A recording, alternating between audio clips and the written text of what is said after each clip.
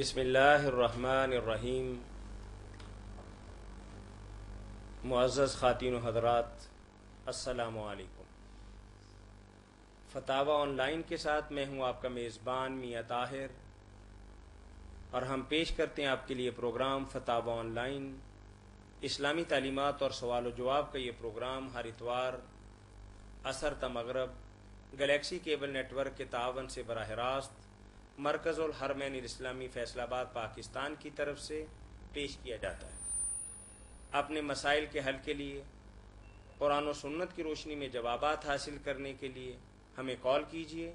کال کرنے کے لیے ہمارا ٹول فری نمبر ہے 0800111777۔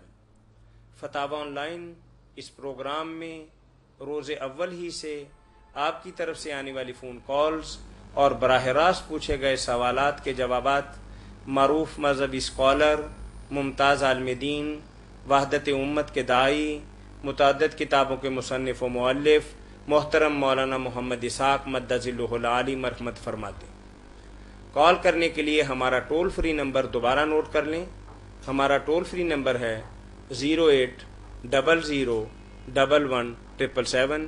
یاد رہے کہ یہ پروگرام ہر اتوار عصر تا مغرب گلیکسی کیبل نیٹ ورک کے تعاون سے براہ راست آپ کی خدمت میں پیش کیا جاتا ہے۔ جی مولانا، ہمارے پاس چند تحریری سوالات ہیں، ہم اپنے پروگرام کی ابتدا ان سوالات کے جوابات سے کریں گے۔ سب سے پہلے ہمارے پاس ایک سوال ہے کہ واقعی نماز انسان کو فسق و فجور اور برائی سے روکتی ہے؟ اگر ایسا ہے تو پھر بعض نمازی نمازیں پڑھنے کے باوجود گناہوں کا کیوں ارتکاب کرتے ہیں؟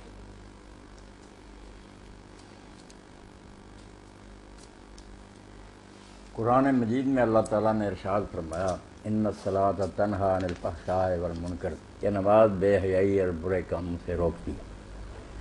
اب اس کا جو مفہوم ہے نا، ہم سمجھتے ہیں کہ ضرور وہ روک ہی دے خواہ ہم رکنا نہ چاہیں، یہ تو نماز کے بس کی بات نہیں۔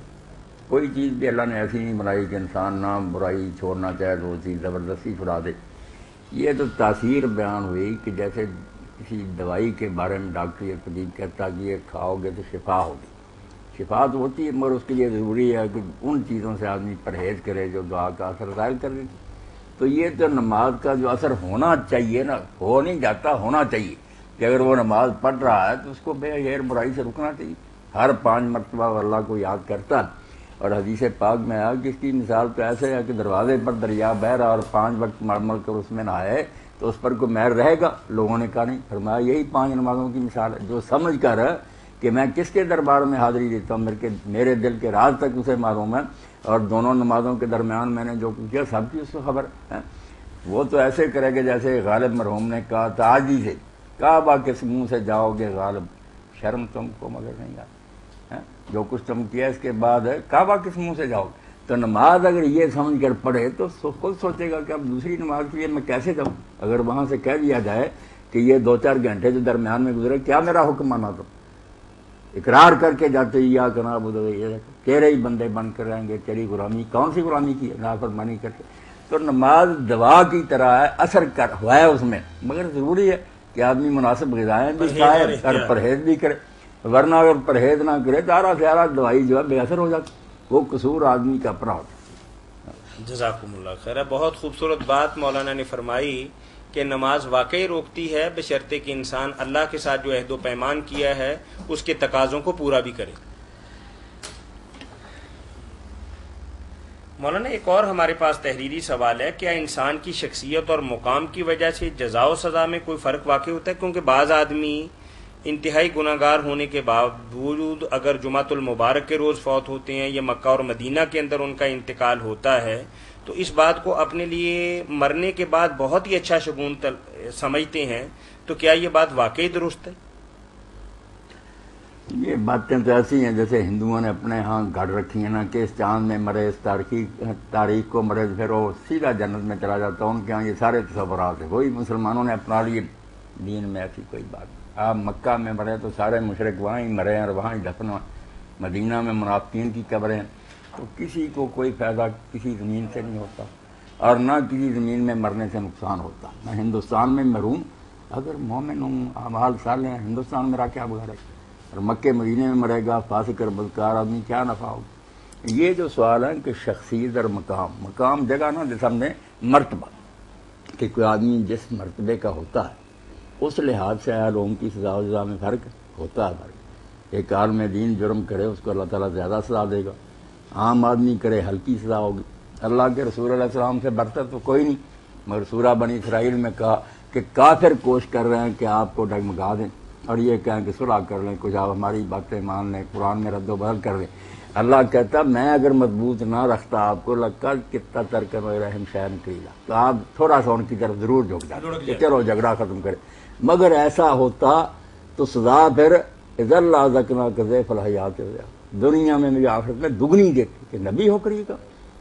سورہ احزاب میں جب دیکھتے ہیں سرکار دو عالم صلی اللہ علیہ وسلم کے ازواج مطہرات امت کی مائیں کتنا درجہ ہے، وہاں فرمایا کہ تم میں سے اگر کوئی نیکی کرے گی اس کے لیے اجر بھی دگنا، وَمَن يَأْتِ مِنكُنَّ بِفَاحِشَةٍ مُبَيِّنَةٍ يُضَاعَفْ لَهُ الْعَذَابُ، تم میں سے نبی کے گھر میں رہ کر جس نے بدکاری یا غلط کام کیا 2 گنا عذاب، وَكَانَ ذَلِكَ عَلَى اللَّهِ يَسِيرًا، اور کوئی نہ سوچے کہ نبی کی بیویوں کو رعایت ملنی چاہیے، نہیں، دوہری سزا ہوگی کہ ساری دنیا کی نگاہیں حضور کے گھر کی طرف ہے، تم کو دیکھ کر دوسری عورتیں بگڑ جائے کیا بنے گا؟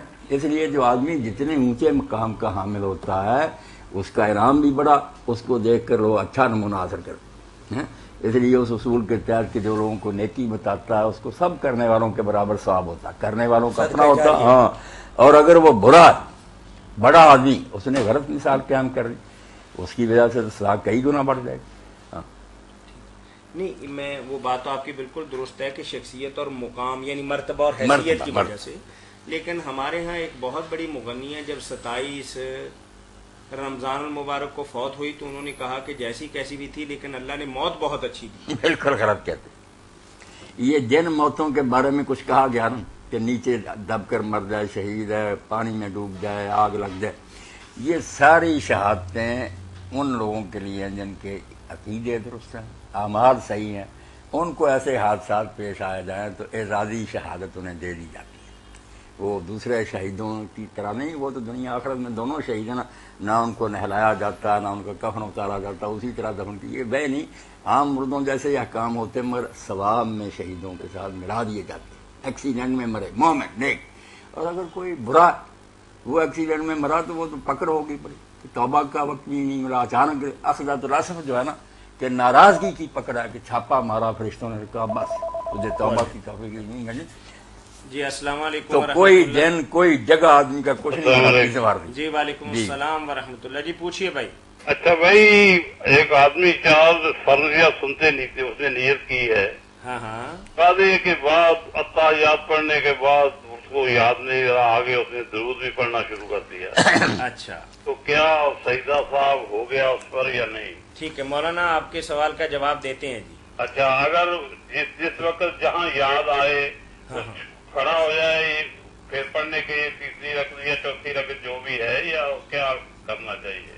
محمد اکرم صاحب بات کر رہے ہیں۔ اکرم صاحب ہی میرے بھائی پوچھ رہے ہیں، تو بالکل مولانا جواب دیتے ہیں آپ کے لیے۔ بھائی اکرم آپ نے جو پوچھا نا کہ درمیانی تشہد میں وہ درود شریف پڑھنے لگا تحیات سے آگے، ہاں جی، تو اس سے میرے بھائی کوئی سجدہ صاحب لازم نہیں آتا۔ اچھا جہاں پہ یاد آیا وہ کھڑا ہو جائے پھر تیسری کے لیے، ہاں تو اسے چھوڑنا چاہیے، اچھا وہیں چھوڑ دینا پھر آگے پڑھنا نہیں چھوڑیں تو الگ بات ہے نا، جو نہیں پڑھا درود کرتا وہ تو ایسا ہی کرے کہ چونکہ وہ نہیں پڑھا تھا اس لیے جہاں بھول کر پڑھا گیا اٹھ جائے پھر، مگر میں تو کہوں گا کہ درمیانی اتحیات میں بھی درود شریف اور دعا پڑھ کر اٹھا کریں جان بوجھ کر، اس اتحیات کو بھی اسی طرح پڑھیں جس طرح پچھلی اتحیات کے بعد درود شریف پھر دعا۔ آپ نہ کہیں جیسے کوئی تو یہ فرما رہے ہیں جی ایک لفظ بھی آپ نے آگے پڑھا تو سجدہ صاحب ہو گیا، بالکل جھوٹ بولتے ہیں، بالکل یہ اکرم بھائی غلط کہتے ہیں، کسی حدیث میں آخری اتحیات اور درمیانی کا فرق نہیں کیا گیا، بالکل درمیان میں بھی آپ درود شریف پڑھیں، امام شافعی رحمۃ اللہ علیہ جیسے لوگ کہتے ہیں، اور بڑے وزیر تھے ابن حبیرہ، وہ اپنی کتاب میں الف صاحب نے